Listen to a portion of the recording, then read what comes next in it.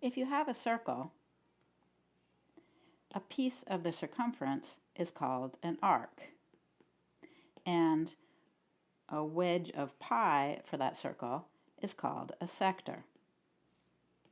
This video explains how to calculate the length of the arc and the area of the sector in terms of the angle and the radius of the circle. The circumference of a circle is given by the formula the circumference equals 2 pi times the radius. Let's use that to solve the following problem. A circular pool has a radius of 8 meters. Find the arc length spanned by a central angle of 2.5 radians. So this angle from the center of the circle is supposed to be 2.5 radians. I've drawn the angle as a little bit less than half the circle because half the circle would be pi radians, which is 3.141 radians. So I want to find the length of this arc. I know that the total circumference is going to be 2 pi times 8 meters. But I just want a fraction of the circumference. The arc length I want is going to be given by the fraction of the circle that the angle makes times the circumference of the circle.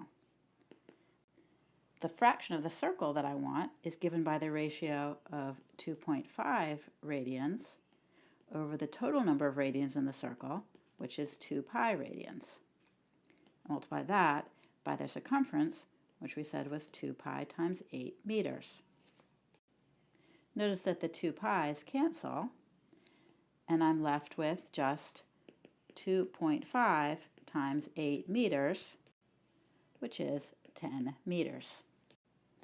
In general, the arc length is related to the angle it spans by considering the arc length to be the fraction of the circle you get by taking the angle over the total angle of the circle of 2 pi times the circumference, which is 2 pi r.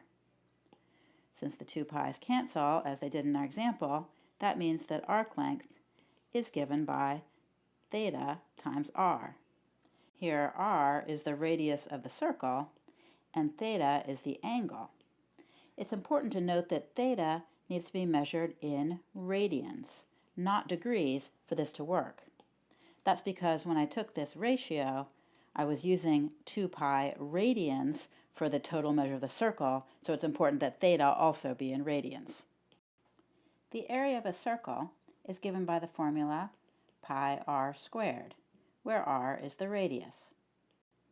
Let's use that fact to find the area of the sector of a circle of radius 10 meters that spans an angle of pi over 6 radians.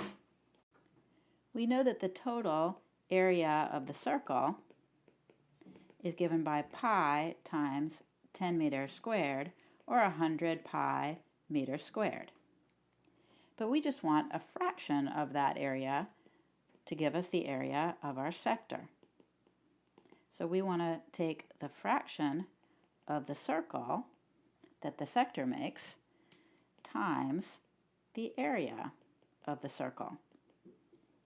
Well, the fraction of the circle is given by the angle of pi over 6 over the total angle in the whole circle of 2 pi, and we'll times that by the 100 pi meters squared. That simplifies to 100 pi over 12 meters squared, or 25/3 pi meters squared. As a decimal, that's 26.18 meters squared up to 2 decimal places. In general, if you want to find the area of a sector, you can take the fraction of the circle that the sector spans out times the area of the circle, pi r squared. Notice that the fraction of the circle is given by the angle that the sector makes in radians divided by the 2 pi radians in the circle.